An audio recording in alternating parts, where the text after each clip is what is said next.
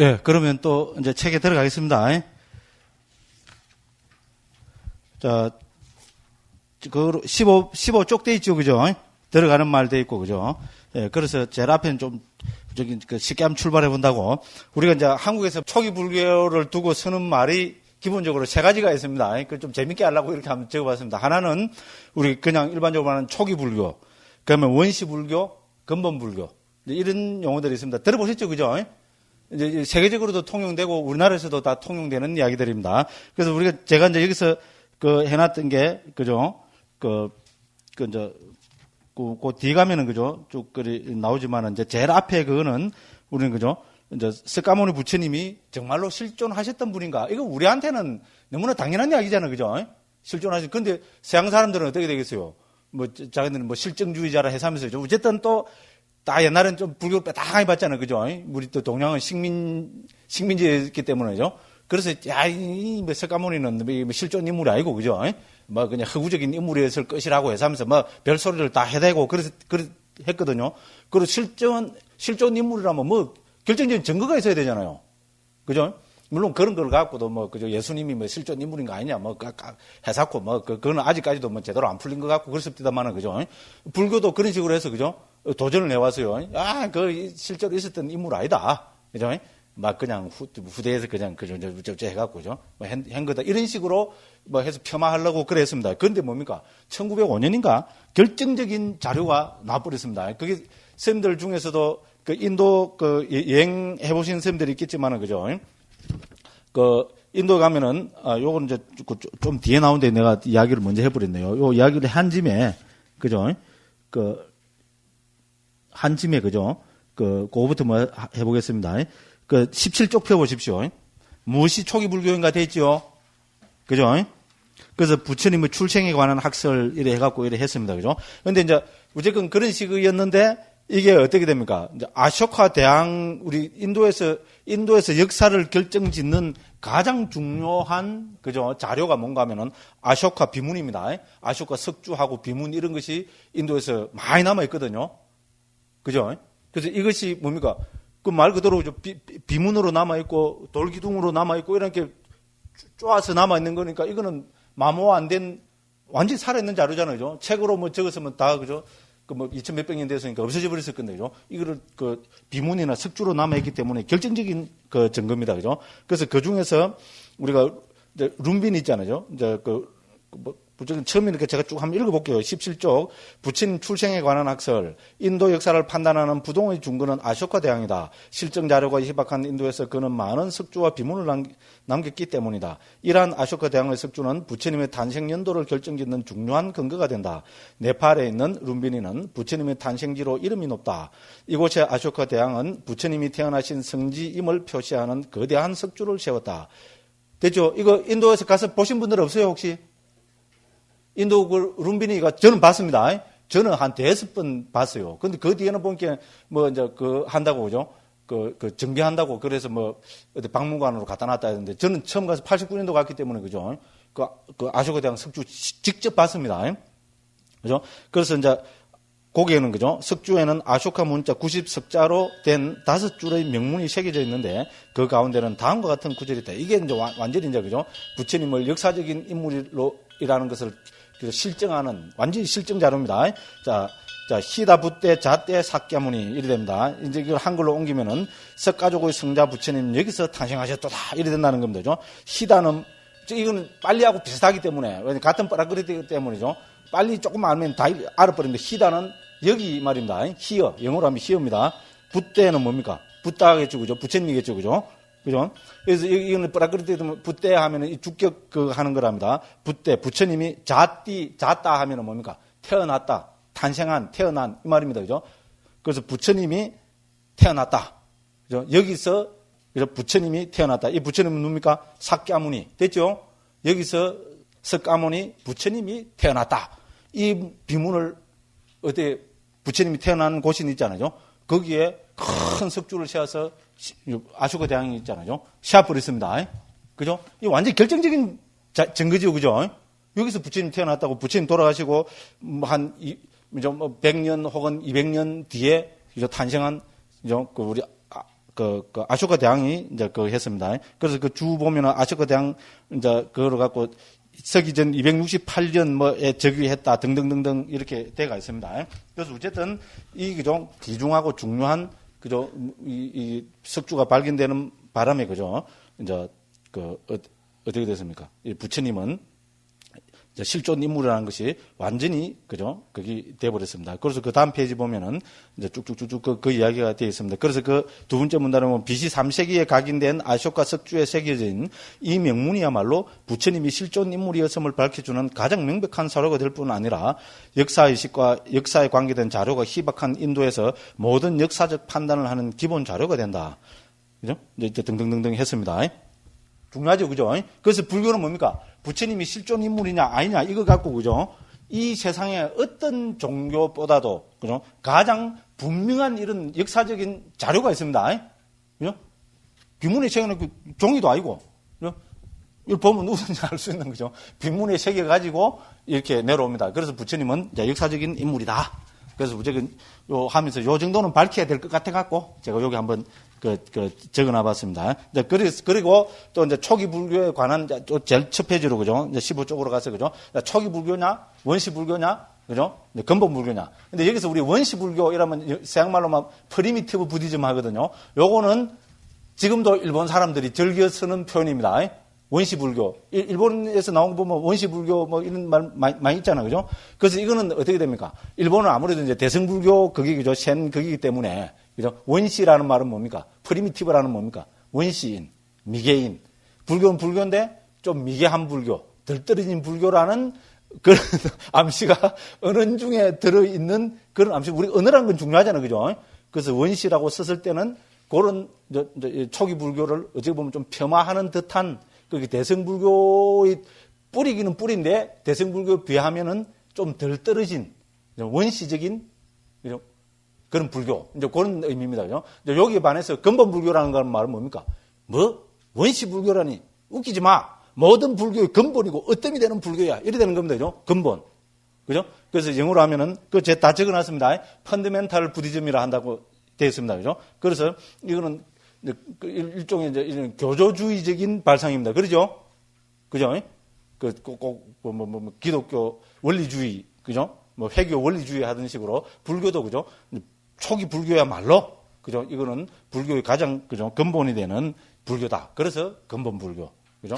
그래서 펀더멘탈 부디즘 이렇게 부른다는 겁니다. 이제 거기에 비해서 이거는 이 두 말은 좀 극단적이다. 그래서 이제 초기에 생긴 불교니까 그냥 초기 불교라 하는 것이 좋을 것 같다. 그래서 서양에서는 early 부디즘이랍니다. 그죠? 그래서 이것이 이제 일본, 한국에서는 그냥 초기 불교 이렇게 되고. 그래서 우리도 그죠? 처음에 초기 불교 연구를 하면서 이 세계 중에 뭐를 택해야 될 것인가. 그래서 초기 불교라고 하는 것이 좀 이제 제일 무난하고, 그죠? 그죠? 좀 중도적인 그런 입장이더라고요. 그래서 또 세계적으로도 얼리 부디즘이란 말이 지금은 거의 많이 통용이 되고 있거든요. 그래서 우리는 초기 불교라고 부릅니다. 됐죠? 그 같은 언어인데도 그죠? 초기 불교라는 거하고, 그죠? 원시 불교라는 거하고, 근본 불교라는 게, 그죠? 조금 맛이 다르죠, 그죠? 그렇죠. 그래서 우리 언어는 그냥 무시할 게 아니고, 그죠? 이제 이렇게 중요하단 말입니다. 그런데 제가 억수로 존경하는 또 한 스님은 한때 이거를 초기 불교를 뭐라 했는가 하면, 그죠? 야, 이거는, 그죠? 뭡니까? 그죠? 자, 그죠? 예를 들어 우리가 낙동강이나, 그죠? 강가강이 있다 합시다, 그죠? 그 길고 4,000km가 되는 강가강도 처음에 뭡니까? 근원을 따지고 올라가면 히말라야 산 거기서, 그죠? 웅덩이 있잖아요. 그래서 콸콸콸콸 흘러나오는 요물이 제일 근원이다. 그죠? 그래서 이거는 촉이라고 불러도 안 되고, 그죠? 원시는 더군다나 아니고, 근본까지도 안 된다. 이거는 다르게 불러줘야 된다. 그래서 이 스님은 뭐라 했겠어요? 네? 내가 전에 이야기한, 아는 분이 있는데, 원초불교라고 불렀어요. 원초. 그죠? 말 그대로, 그죠? 최고, 그죠? 콸콸콸 우러나오는 그 맑은 물 있잖아요. 그 맑은 불교. 딴 게, 잡티가 하나도 안 섞인 가장 순수하고 가장 그죠? 초기적인 불교. 그래서 그걸 원초불교라고 이렇게 해서 책까지도 나오고 그랬습니다. 어쨌든 그죠? 제가 왜 이런 말씀 드리는가 하면은 하나의 언어 있잖아요. 뭐 특히 우리 이제 번역하는 사람의 입장, 그다음에 뭐를 좀 깊이 사유하는 사람 입장에서는 하나의 그 현상에 대해서 하나의 그죠 언어로 그걸 표현한다는 것은 아주 중요한 이야기입니다. 그죠? 그래서 이 현상 이런 걸 두고 어떤 언어를 써서 어떻게 표현하느냐 이것이 어떻게 됩니까? 그죠? 아주 중요한 문제라 이런 이야기입니다. 그죠? 그래서 우리가 같은 불교적인 현상을 두고도 그죠? 언어에 따라서 느낌이 달라진다는 겁니다. 그죠? 초기 불교, 그죠? 그 다음에 원시 불교, 근본 불교, 여기까지는 좋은데 또 원초 불교 이러면 그죠? 또 이런 게 또 원초라는 말이 또 처음부터 이상해도 원초적 본능 생각하시면 안 됩니다. 그죠? 그래서 이제 그래 부르고 있는데 우리는 이제 그 초기 불교를 이제 그 좋아하고 이 표현이 제일 무난하고 그래서 이제 초기 불교를 한다. 이제 이런 이야기가 되고 있습니다. 그러면 이제 무엇이 초기 불교인가 해서 아까 부처님의 출생 이야기는 다 봤습니다. 그래서 그 뒤에 보면은 제가 크게 그죠 4가지로 초기 불교가 그죠 이제 그 부처님이 그죠 그 언제 우리 예를 들어서 불교 원래 한국에서 2554년이라 그러죠. 그러죠? 원래 2554년이죠. 그 근원이 어디서 왜 원래가 2554년이라는가 그 정도는 알고 있어야 됩니다. 그죠? 됐죠? 그래서 우리가 불기 2554년이라는 말은 무엇을 기준으로 한 겁니까? 부처님의 탄생일을 기준으로 한 겁니까?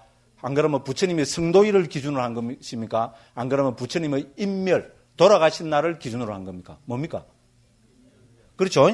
이거는 상식입니다. 그죠? 그래서 부처님의 인멸을 기준으로 해서 원래가 2554년이 되는 해다. 이리 되는 겁니다. 됐죠? 이 정도는 알고 있어야 됩니다. 그래서 불기는 부처님의 탄생일이 아니고 부처님의 인멸을 기준으로 해서 인멸하시던 해를 불기 1년으로 보고 그렇게 해서 지금 2554년이 되는 거다. 이렇게 되는 겁니다. 그런데 지금 이제 세계적으로는 원래가 불기 2553년으로 봅니다. 그죠? 이것이 우리 세계 불교의 정설입니다. 그 18쪽에 그거 되어 있죠. 그죠? 그 18쪽 맨 아랫줄에 보면, 맨 마지막 문단을 보면 기원전 543년 인멸설 되어 있죠. 그죠? 이것이 우리 세계 불교도 회의에서 채택된, 그죠? 정설입니다. 됐죠? 그래서 세계 불교도 한국하고 1년 차이가 나죠? 실제로 1년 차이가 납니다. 이제 이거를 두고 재작년 이때, 그죠? 재작년 이때 한국에서도 막 불교 신문에서부터 해갖고 막 논쟁이 되고 막 그랬습니다. 왜냐하면 재작년인가 세계 불교도 회의를 한국에서 주최를 했잖아요. 근데 세계에서 통용되는 거는 그때 당시로 예를 들어서 2550년이라 합시다. 2550년인데 한국은 뭐 했습니까? 2551년이잖아요. 이거 말이 안 되잖아요. 그죠? 그래서 이걸 갖고 논쟁을 했는데 그래서 결과적으로 그러면 왜 한국에서는 1년이 더 많아지는가? 그걸 이제 쭉 그걸 해보니까 1960년대인가 그때 우리 불교신문 그때는 대한불교라고 그랬습니다. 불교신문에서 그죠? 어떤 기자가 서양 그거를 하면서 1년을 많이 해가지고 옮겨버렸답니다. 그래가지고 한국에서는 그냥 1년이 더 많아졌다고 재밌죠, 그죠? 그래가지고 우리는 세계 불기보다 한계가 앞서가요. 태국, 미얀마, 스리랑카, 라오스, 캄보디아 등등에서 세계적인 그거는 전부 원래는 2553년인데 한국은 2554년입니다. 그래서 그때 바꿔야 된다, 바로 잡아야 된다. 그래서 진상위원회 이런 것도 하고 막 떠들어섰더만은 그 세계 불교대회 끝나고 나니까 한국 사람들은 본래 그렇잖아요. 스님들도 마찬가지입니다. 떠들어섰다가 그 대회 무사히 끝나보니까 입 딱 닫아보고 싹 들어가 버렸어요. 그래서 뭐 달리기 전부 2554년으로 나옵니다. 그런데 다행인지 불행인지 원래를 2554년이라고 주장하는 그렇게 쓰는 나라가 한 나라 더 있습니다. 어디입니까? 여기 밝혀놨죠. 그죠? 제가 있었던 인도. 인도에서는 왜 그런 거 모르겠어요. 한국과 똑같이 불기를 2554년이라 합니다.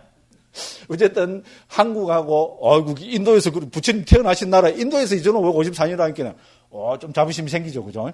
어쨌든 그렇습니다. 근데 세계적인 그거는 2553년을 정설로 합니다. 됐죠? 요 정도는 알고 있어야 됩니다. 근데 여기에 대한 뭐 학문적인 객관적인 자료가 있느냐? 그건 없다고 이야기합니다. 그냥 스리랑카에서 있었던 옛날부터 전해 내려오던 어떤 자기들 자료 있잖아요. 그게 보면은 이제 부처님께서는 기원전 543년에 돌아가셨다. 이렇게 한다는 겁니다. 됐죠? 그 다음에 이제 니은에 가서 기원전 486년설, 기원 380년설, 이거는 전부 일본에서 나름대로 학문적인 근거를 가지고 주장하는 겁니다. 그 중에서 특히 니은 해난 그죠? 486년설, 그건 주 보면은 밑에 보면 중성점깃을 해놨죠. 그죠? 됐죠? 요 정도는 조금 불교에 조금 깊은 상식을 가지려면 요 정도는 알고 있어야 됩니다. 그 중성점깃설이라 해서, 그죠? 이제 이렇게 된다는 겁니다. 그 밑에 주에 보면 설명을 해놨죠. 그죠? 그래서 주에 보면은 중성점기란 큰 스님들이, 그죠? 점을 찍어서 기록한 것으로, 그죠? 이슬에 의하면 부처님 인멸 후에 최초 율장이 결집되었을 때 제1점을 찍기 시작하므로 율장에 매년 한 점씩을 찍기 시작했는데 성가발타라가 제나라의 영명, 그러니까 영명 7년, AD로만 490년입니다. 영명에 광동에서 성견율 비바사, 성견율 비바사는 사만타 바사디카가 이것이 남방 상자부에 대한 그 율장 주석서입니다. 7권으로 되어 있는 주석서입니다. 그래서 를 번역할 때 그 수가 975점이 되었다고 한다. 이슬에 의하면 부처님 인밀연도는 BC 486년이 된다. 상당히 나름대로 좀 근거가 있잖아요. 자료가 있잖아요. 그래서 이제 486년설이라고 하고, 그 다음에 이제 디귿에 가면은, 그죠? 386년 혹은 383년설이 이것도 일본에서 많이, 그죠? 지지하는 설이라고 합니다. 아쇼카 대왕 저기를 불멸 116년 후로 보는 캐시미르 지방의 전성을 유력한 자료로 삼은 개선에 되어 있습니다. 그런데 캐시미르 문헌에 보면은 아쇼카 대왕은 부처님 돌아가시고 116년 뒤에 즉위를 했다는 이런 자료가 나온답니다. 근데 그래 보면은 우리가 또 부처님 돌아가신 연대를 추정할 수 있잖아요. 이렇게 해서 이렇게 보고 있습니다. 그 다음에 또 483년설은 또, 그죠? 스리랑카에 있는 뒷보암사라고 도사라는 이런 책들에 의하면은 이제 이렇게 된다는 겁니다. 그 나름대로 다 자료들을 가지고 있습니다. 이제 그런데 우리나라에서는 원래가 불기가 3천 몇백 년이죠. 그죠? 그죠? 우리나라 전통적으로는 그렇습니다. 스님들, 은사스님들이나 노스님들한테 가서 여쭤보면 지금도 이거 강력하게 주장하는 분들이 있습니다. 그죠? 그게 뭔가 하면은, 예로부터 쓰던 것은 BC 1027년, 그러니까 원래 보면 3037년 전에 부처님이 돌아가셨다고 보는 겁니다. 됐죠? 그렇대요, 뭐. 그렇다는데 뭐. 그죠? 그래서, 갑인년, 부처님은 갑인년 4월 8일에 탄생하시갖고, 그죠? 임신년 2월 15일에 인멸하셨다고 하는 설이 우리나라에서 옛날부터 전해 내려왔습니다. 됐죠? 그래서 원래는 BC 3038년, 37년 이렇게 된다는 겁니다. 됐죠?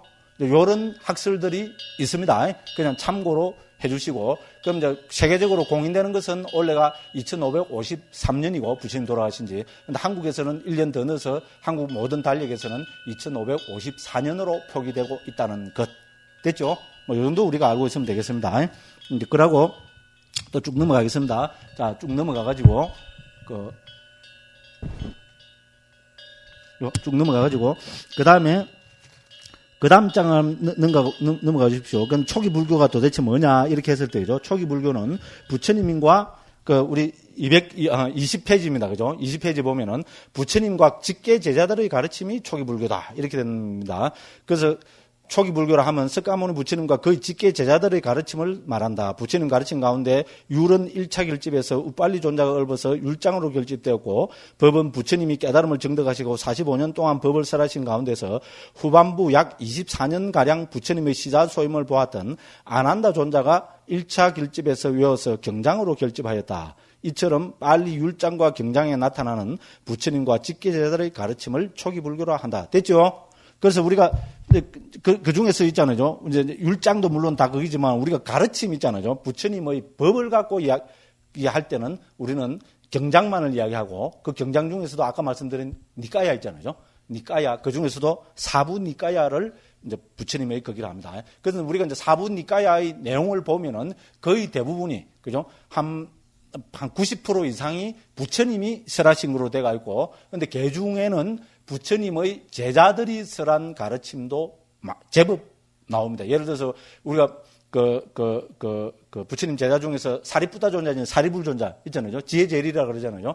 사리불 존자나 우리 목갈라나 목련 존자나 안한 존자나 그다음에 우리 가전년 존자나 하는 부처님의 직계 제자들이 설하신 경들도 있고, 드물게는 비구니 스님들이 설한 경도 제법 나옵니다. 비구니 아란들입니다. 오히려 맞지만 니까야나 인데, 그죠? 나오는 비구니 스님들이 설한, 그죠? 경을 보면 입이 쫙 벌어질 정도로 굉장한 가르침들입니다.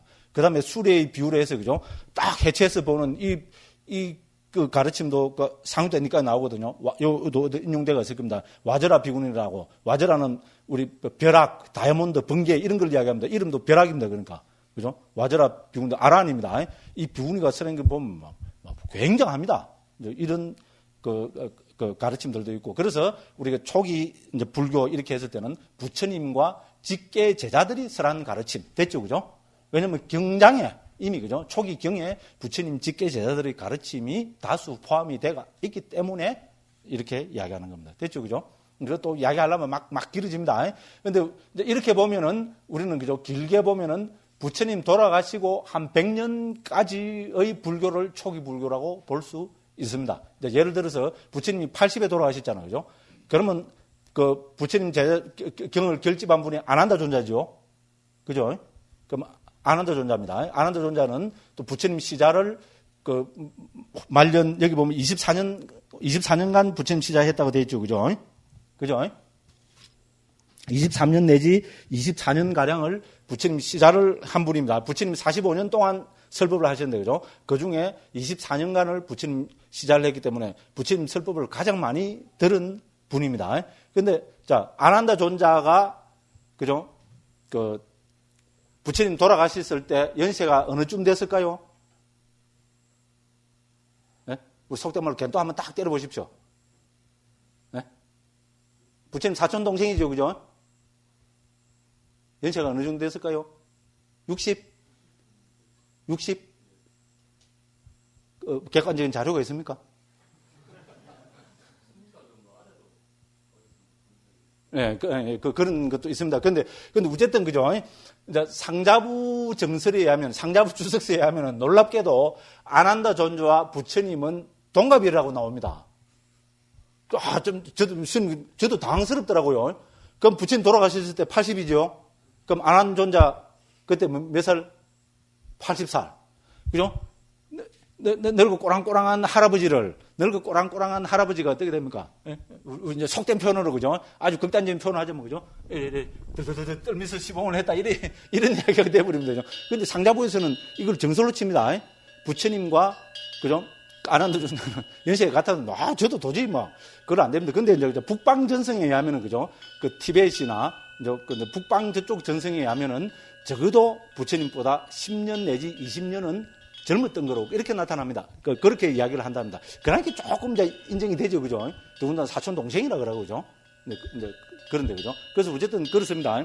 그런데 우리가 이제 부처님 초기 경에 의하면은 오래된 주석서문에 의하면은 우리 그죠? 부처님 직계 제자들 가운데 120살까지 살은 분이 세 분이 있었다고 합니다. 120살.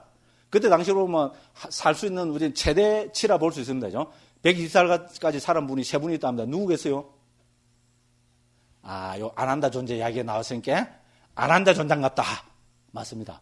그죠? 그 세 분 중에 한 분은 아난다 존자입니다. 아난다 존자가 120살까지 살았다고 나옵니다. 그 다음에 또 한 분은 우리 뭡니까? 가습 존자. 북방에서 뭡니까? 부처님의 상수 제자로 치는 가사빠 존자 있잖아요. 가습 존자 있잖아요. 가습 존자가 120살까지 살았다고 오래된 주석서에 나옵니다. 그리고 우리 믿을 수밖에 없습니다. 그 다음에 그 바꿀라 존자라고 또 그 아란이 있었는데 그분도 120살까지 살았다 그럽니다. 그래서 부처님 제자 중에서 120살까지 살은 분을 세 분을 치고 있습니다. 그런데 여러 경이나 주석서를 볼 때 가습 존자는 분명히 부처님보다 연세가 많았던 것이 분명합니다. 예를 들어 연세가 한 10살쯤 많았다고 이렇게 봅시다. 그죠? 근데 그러면은 이제 가습 존자는 부처님 돌아가시고 몇 년을 더 사셨습니까? 30년 더 살았습니다. 그죠? 됐죠? 그러면 아난다 존자는 부처님하고 연세가 같다 합시다. 예를 들어서. 같다고 하면은 어떻게 됩니까? 부처님보다 한 40년을 더 사셨습니다. 됐죠? 연세가 같다고 해도 120살에 돌아가셨으니까 80에 그죠? 부처님 80에 돌아가셨고. 그런데 만일에 이게 그죠? 우리가 이제 북방 전성 티벳 이런 걸로 해서 부처님보다 10살이 어렸다면은 어떻게 됩니까? 우리 그 아난다 존자는 부처님 돌아가시고 무려 50년을 더 살아 있었습니다. 됐죠? 그것도 뭡니까? 부처님 가르침을 완전히 앞뒤로 다 외우고 있던, 그 다음에 뭡니까? 부처님이 사촌 동생이고, 부처님과 문화나 생활 양식이나 언어나 사고방식이나 모든 것이 똑같은 사람이 부처님보다 50년을 더 살았다. 혹은 20년 더 어렸다. 이래 봅시다. 그죠? 20년 더 어렸다 보면 어떻게 됩니까? 부처님 돌아가시고 무려 60년을 더 살았습니다. 됐죠? 부처님하고 그죠? 사고방식, 그죠? 생활 풍습, 언어 이런 것이 똑같은 사람이 60년을 더 교단의 지도자가 돼 있었다. 그것도 부처님 모든 걸 다 외우고 있었던 사람.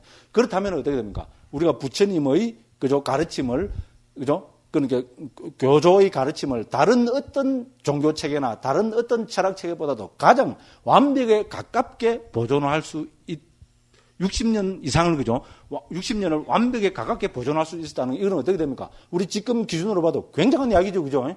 그렇죠? 그렇지 않습니까? 이런 분이 교단의 지도자로 한 5, 60년 그죠? 재직을 하고 있었다면은 이슬이 끼어들 여지는 거의 없어진다고 봐야 됩니다. 됐죠? 그러고 부처님이 돌아가셨을 때 예를 들어서 그때 그죠? 한 20살 그죠? 이래 됐던 사람이 그죠? 그때 20살이었던 그 젊은 스님이 더 어린 스님들도 부지기수였을 거고 그죠? 그러니까 무조건 이제 성인 기준으로 해서 그죠? 20살 있던 사람이 한 100살까지 살았다 합시다. 예를 들어서 그죠? 그러면 부처님 돌아가시고 몇 년을 더 살았습니까? 그럼 80년을 더 살았잖아요. 근데 이런 기준을 가지고 보고 그다음 또 아난다 존자의 제자들 이런 사람 본다면은 적어도 부처님 돌아가시고 한 100년 정도는 그죠? 부처님의 근본 가르침이 그죠? 손상을 입지 않고 고스란히 보존이 됐을 것이라는 것을 우리는 유추해 볼 수 있다. 막 이런 이야기를 하다 보니까 이야기가 길어지는데 재밌죠, 그죠? 아난다 존자가 120살까지 살았답니다. 그러니까 적어도 부처님과 연세가 같았다면 40년, 20년 젊었다면 부처님 돌아가시고 60년을 뭡니까? 부처님의 생생한 가르침이 그대로 그죠? 교단의 정설로 정통 가르침으로 그죠? 유지되고 있었다는 것은 이거는 우리 불교 역사에서 보면 그죠? 아주 이거는 뭡니까? 굉장한 이야기입니다. 맞죠? 그렇습니다. 그죠?